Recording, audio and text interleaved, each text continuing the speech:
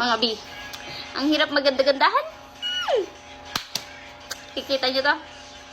Be, hirap na hirap ako mag-type. Kumilos. Parang kakalagay ko lang siya, kaka-order ko lang. Parang gusto ko nang tanggalin. Ito kasi in-order ko, mga B. Sino ka mag-aasa dyan?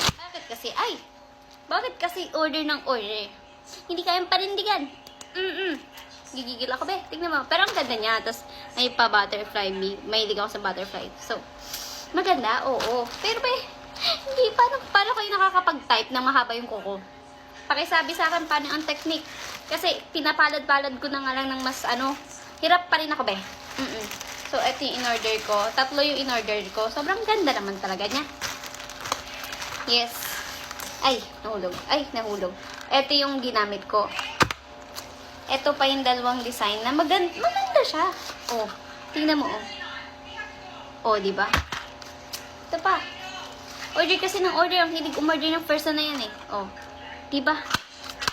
Pero, ang hirap pag-type. Turuan nyo naman ako, please na. Dalit na. Kasi hirap na ako mag-type dito. Namamali na ako ng pagta-type dyan. Tapos hirap na hirap ako.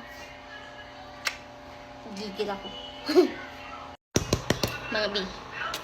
Sino dito yung yung ilang araw lang di kumain maayos.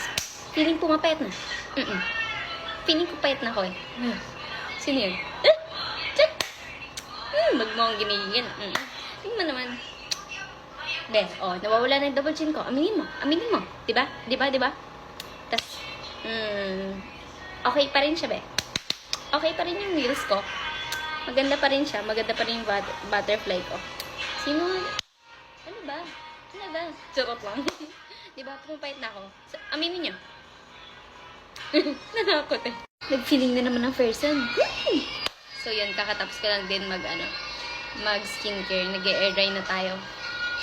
Para ganyan-ganyan lang tayo. Nabibindang na naman ng person. Kasi feeling pumapayat. Nag-feeling gandahan na naman ng person eh. Gigigil na naman ako.